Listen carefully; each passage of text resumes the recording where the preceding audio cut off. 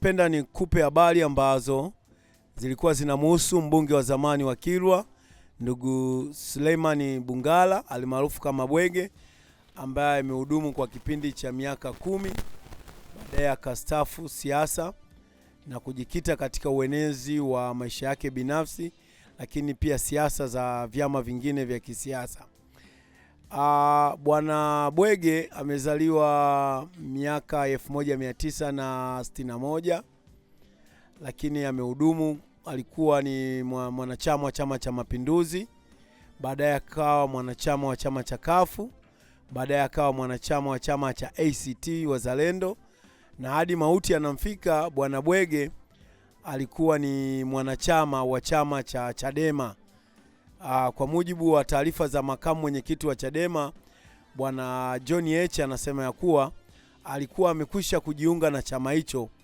Kilichokuwa kimebaki tu ni kuweza Chadema kufanya kama sherehe kubwa ya kumpokea Bwana Bungala kutokana na ukubwa ambao alikuwa nao, hususani wa ushawishi mkubwa wa kisiasa aliokuwa nao kwa wabunge au watu wa kule kusini.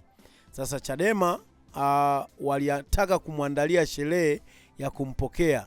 Kwa hiyo amefariki kabla ya sherehe hiyo kuweza kufanyika. Lakini pia unaweza ukajiuliza neno Bwege au jina lake la Bwege limetokanaje? Bwana Suleiman Bungala au Bwege, jina la Bwege limetokana na siku moja wakiwa bungeni kulikuwa na michango ya wabunge inatolewa, na yeye alikuwa akitoa michango kama mbunge wa kule kusini, hususan katika masuala ya gesi na korosho. Mchango wake aliotoa, na naweza nikakumbuka baadhi ya maneno, alisema kwamba unatuona mabwege, unatuchukulia sisi wajinga Akasema hatutakubali, tutaanza upya, tutafanya maandamano kama tulivyofanya kipindi kile cha gesi ya kule Mtwara, na sisi hatutakubali, sisi sio mabwege. Hayo ni baadhi ya maneno ambayo marehemu Suleiman Bungala aliyatamka. Kwa hiyo niseme ya kwamba baada ya ile hotuba yake bungeni ndio ilipelekea sasa yeye kuitwa jina la Bwege. Yaani jina la Bwege ni jina lake la utani. Yeye ni Bungala. Kwa hiyo jina la Bwege ni jina la utani lililotokana na yeye katika uwasilishaji wa taarifa zake bungeni.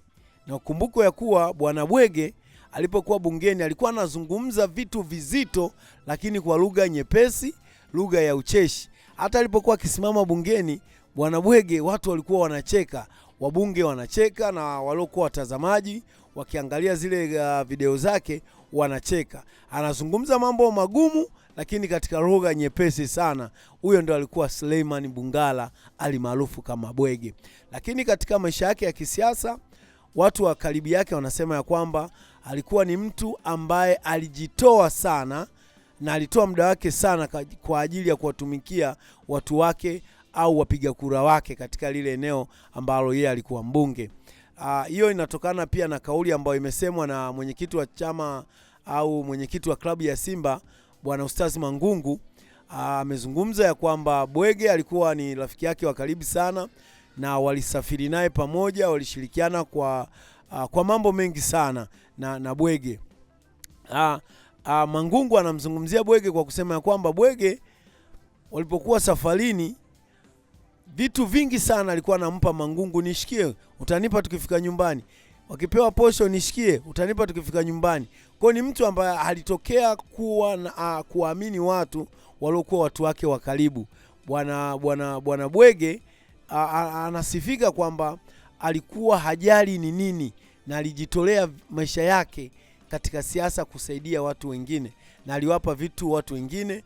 Na hata mwishoni hapa nimemnukuu pia huyu makamu mwenyekiti wa Chadema ndugu John Heche amemsema Bwege ya kwamba hakuwa rafiki yake kwa muda mrefu, lakini katika hizi nyakati za ugonjwa ambao ulikuwa ukimsumbua Bwege, wamejikuta wamekuwa marafiki na watu ambao wanawasiliana mara kwa mara.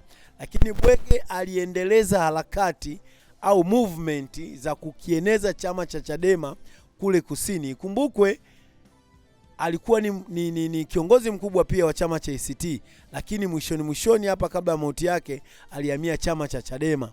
Sasa alivyohamia chama cha Chadema akaenda na ile sera ya Chadema ya kwamba Chadema ni msingi. Kwa alishuka kule chini, matawi kwa matawi, kata kwa kata, akatoa muda wake.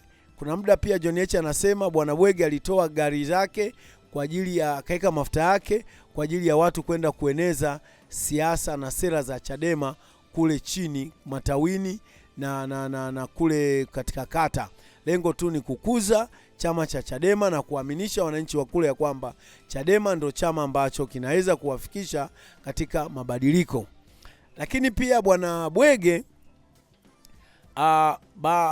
katika zile harakati za chama cha Chadema kupata mwenyekiti wao baada ya Tundu Lissu na John Heche kuchaguliwa, Lissu akiwa mwenyekiti na John Heche kuchaguliwa kuwa ni makamu mwenyekiti, Bwana Bwege alimpigia simu John Heche. Kwa mujibu wa John Heche anasema kwamba alipigiwa simu na Bwege akamwambia nina imani na uongozi wenu. Kwa unaweza kuona ya kwamba alikuwa na imani sana dhati kwa chama cha Chadema na kwa viongozi wake ambao ni Tundu Lissu pamoja na John Heche. Kwa hiyo hata leo Bwana John Heche anasema ya kwamba kama Tundu Lissu angelikuwa uraiani angeshiriki mazishi ya Bwana Bwege, kwa sababu ni mtu ambaye walipendana, ni mtu ambaye walishirikiana na ni mtu ambaye walijaliana. Kwa hiyo kwa kuwa Bwana Lissu yuko gerezani amekosa nafasi hiyo ya kuweza kuhudhuria msiba au maziko ya Bwana Selemani Bungala au Bwege. Lakini pia Bwege tunakumbushwa ya kwamba alikuwa anaumwa kwa muda mrefu sana. Wanasema alisumbuliwa sana na ugonjwa wa figo. Figo ilikuwa imefeli, haifanyi kazi yake inavyotakiwa. Kwa alikuwa anahudhuria kila siku matibabu au alikuwa anafanya dialysis katika hospitali moja pale jijini Dar es Salaam. Kwa hadi mauti yanamfika Bwana Bwege alikuwa hospitalini kwa ajili ya kuendelea na kliniki yake ya dialysis. Na kitu cha mwisho ambacho kinakumbukwa, anko wake amesimulia ya kwamba kabla ya mauti yake, hiyo siku ya asubuhi alipoamka alionekana alikuwa ni mtu aliyechoka, alikuwa ana usingizi mwingi. Alimchukua mtoto wake wakawa wanaelekea hospitali, lakini watu wakawa wanamwambia mbona Bwege, mbona uko hivi leo? Akawa anamwambia zile dawa nazotumia zinanichosha, zinanipa usingizi. Na hata alipofika hospitali, alipolazwa pale kitandani kwa ajili ya kufanya dialysis, daktari anasema, anko wake anasimulia kwamba daktari alimwambia, Bwana Bwege vipi leo? Mbona umechoka sana? Akamjibu vile vile.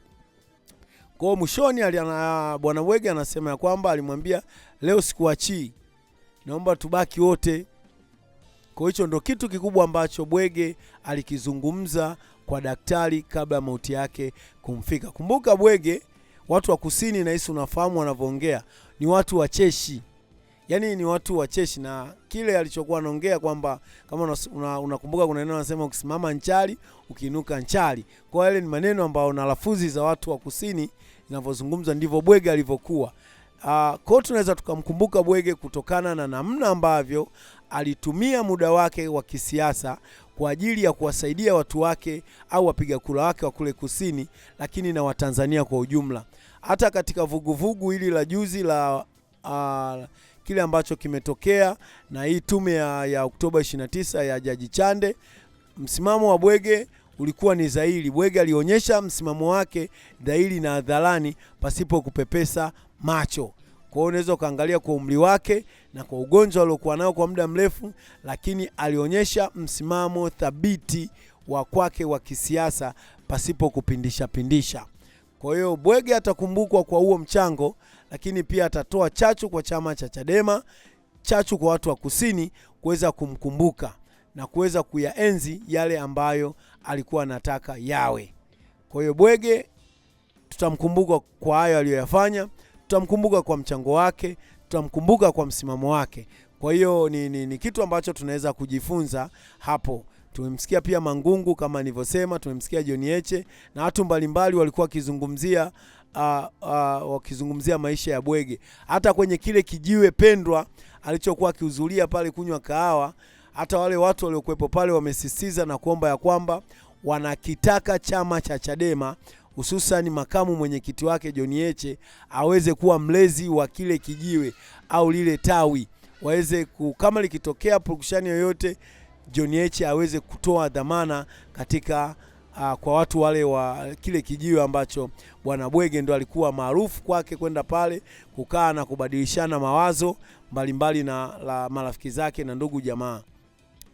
Kwa hiyo ni kuombe mfuatiliaji ambaye unaendelea kufuatilia chaneli hii ya Best Naso, usichoke kusubscribe, usichoke kushare na kusambaza video hizi kwa watu mbalimbali ili uweze kupata matukio na uwe wa kwanza kupata habari kama hizi zinazohusu siasa, michezo na burudani.